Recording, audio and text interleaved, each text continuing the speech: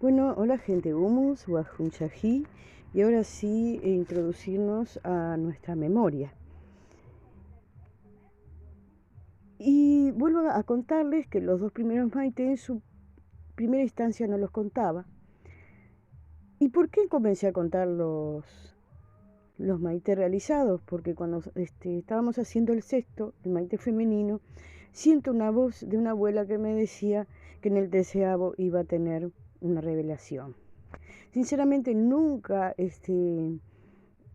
traté de volar en los años para llegar al 13º, porque en realidad cada Maite para mí es un renacimiento y siempre tengo una revelación.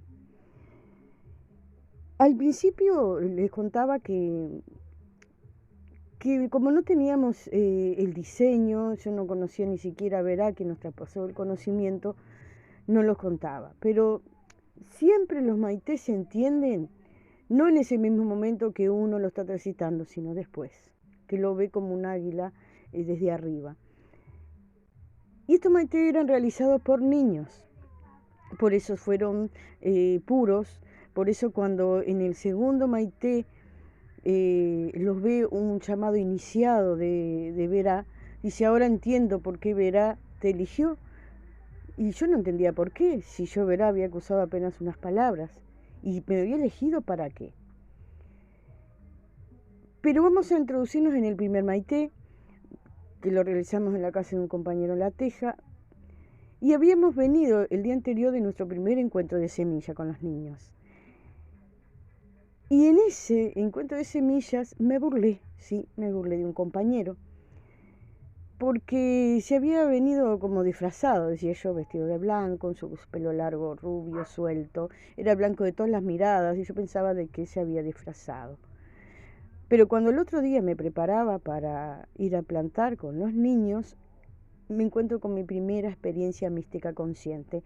Y digo mística consciente porque siempre hemos tenido señales, cosas inexplicables, trascendentales, que las negamos, la ocultamos o la pasamos desapercibida. Pero siempre las hemos tenido a lo largo de nuestra vida. Pero ahora se volvió inconsciente, porque mientras me vestía, fue como que mi yo se retiró y era el que observaba a un ser que estaba dentro mío, era parte de mí y que movía sus manos suavemente, muy concentradas, como en un ritual muy sagrado. Y mi yo simplemente observaba. Y ahí comencé a sentir cosas distintas, a darme cuenta de la importancia de la vestimenta, de las vibraciones de los colores. Y fue en el segundo Maite, también con los niños, que comprendí que el Maite hablaba de nosotros. Y solo voy a contar la parte que me corresponde a mí, en donde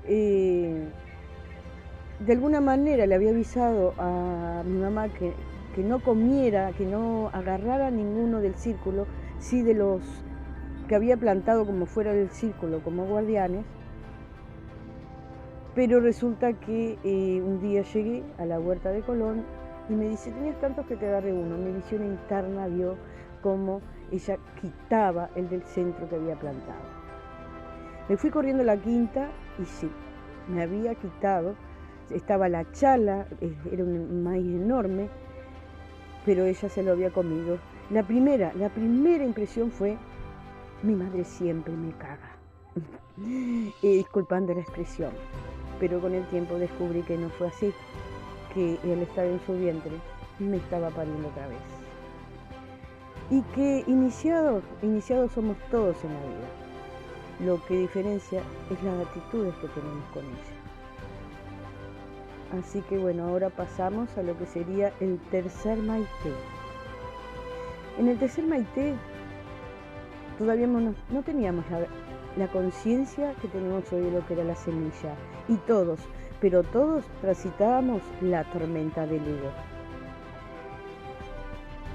Pero nos encontramos más fuerte la convicción de que este cultivo de maíz era distinto. era distinto a todos los cultivos que podíamos haber hecho anteriores, porque el cultivo del maíz originario, el maité, hablaba de nosotros. Y les puedo contar 2 experiencias, porque hubieron muchas. Pero la más fuerte es la de un maíz que vimos con el compañero turco cuando fuimos a arreglar el maité, a limpiarlo de las malezas, que al ver ese maíz nos dio pavor, a los dos, porque era como sacado de una película de terror. Se había desmembrado, parecía que le salían garras, hongos ennegrecidos. Y él decía que había sido Daniel que lo había plantado, y Daniel decía que había sido el turco. Años después supimos que lo había plantado porque el turco partió. Hubo maíz de otra compañera que parecía literalmente no, estuvo como que alguien lo prendió fuego en lo que sería la cabeza del maíz. Y bueno, el maité hablaba de nosotros. En ese tiempo yo ya sabía lo que eran los amuletos y elegí un amuleto de un maité que había hecho personal en la guardería. Iba a elegir uno que se veía entreabierto, hermoso, pero me di cuenta que el que lo estaba eligiendo era mi ego. Así que decidí recoger el que estaba tirado, y para mi sorpresa era un maestro. Y ahí descubro que no importa dónde estemos caídos, todos somos maestros. Pero como pasa siempre, les contaba, uno entiende los maité, no en el momento que los vive, me di cuenta que el recoger ese que estaba caído era también un falso ego. Pero estábamos orejeándolo, estábamos viéndolo.